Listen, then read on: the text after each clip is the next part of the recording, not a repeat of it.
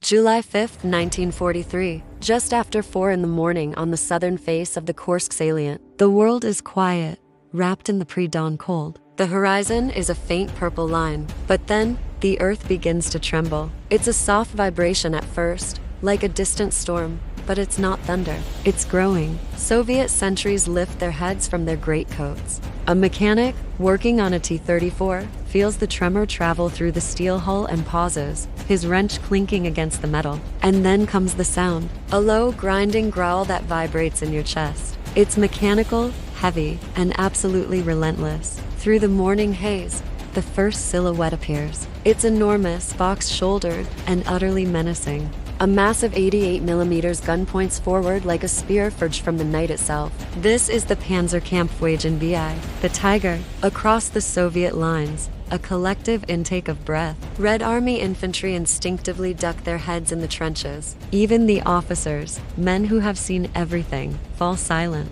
You've heard stories, but seeing one is different. Seeing a line of them, rolling in formation, feels like a steel catastrophe is advancing on your position. It's a vision of industrial terror. From the cupola of his T-34, Captain Yuri Malenkov of the 29th Tank Corps watches, his breath turning to mist in the freezing air. He knows the rumors. Shells bounce off the Tiger's armor like pebbles. Its gun can tear through Soviet tanks from distances where they can't even dream of firing back. But rumors don't prepare you for the sheer physical presence, for the sound, for the feeling that the enemy has built a machine that simply shouldn't exist. Nearby, a Soviet anti-tank rifle team braces for impact in a shallow dugout. Private Anatoly Sidorov, barely 19 years old, levels his PTRD-41 rifle. He's used it before, against lighter vehicles, even a Panzer for once. But as the Tiger looms closer, its frontal armor as thick as a fortress gate, he wonders if pulling the trigger will make any difference at all. The powerful rifle suddenly feels like a toy in his hands. The first shot isn't from the Soviets. It comes from the Germans. A Tiger halts on a slight ridge, its exhaust coughing thick plumes of gray smoke. The turret begins to turn slow, deliberate, like a predator deciding which prey to kill first. The muzzle flashes once. It's a bright, angry orange against the dawn. 100 meters away, a Soviet T-34, trying to maneuver into a better position, explodes in a cloud of fire and twisted steel. The force of the detonation is incredible. The entire turret is ripped from the hull, spinning into the air like a discarded lid before crashing back to earth. The shockwave hits Captain Malenkov's tank, the heat washing over him even inside his armored shell. He hears his loader curse, a quick panicked sound. The battlefield is a cacophony of explosions and grinding metal. The Tiger's reload is already halfway complete. Another flash. Another Soviet tank dies. The T-34s, the workhorses of the Red Army, are being picked off like they're made of paper. All along the Soviet line, fear and a strange, grim fascination mix in the soldiers' eyes. They stare at these German monsters, these seemingly invincible steel beasts. For one long, paralyzing moment, the battlefield belongs entirely to the Tigers. But battles are not fought in a single moment, or on a single patch of ground.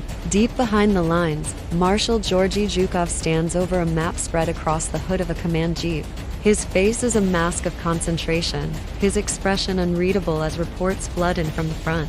Tigers sighted. Heavy losses in the 29th Tank Corps. Anti-tank positions are being overrun. Zhukov listens to it all. The grim news of the German breakthrough. Then, he speaks, his voice calm and steady. Good, now we know where they are. He taps the map once, a single, sharp gesture. An aide immediately sprints toward a nearby radio truck. A new set of orders is about to ripple out across the front. And just minutes later, far above the chaos on the ground, a new sound begins to build. It's the rumble of engines, not on land, but in the sky. Faint glints of light appear on the edge of the clouds. Dozens of aircraft are flying low and fast, their engines roaring like an approaching avalanche. These are the Il-2 Sturmoviks, the legendary flying tanks of the Red Air Force. The soldiers on the ground can't see them yet. The German tankers, confident in their steel behemoths, have no idea what's coming. But the Tigers are about to lose their unchallenged dominance of the sky. Back in his T-34,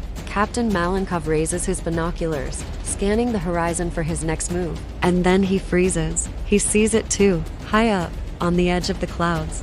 something is diving. The dynamics of the battlefield are about to change, violently and irrevocably. The initial shock is over. The real battle for Kursk has just begun. Thank you for watching. If you enjoyed this glimpse into one of history's most epic battles, be sure to like this video and subscribe to our channel for more stories of courage, conflict, and the machines that shaped our world. We'll see you in the next one.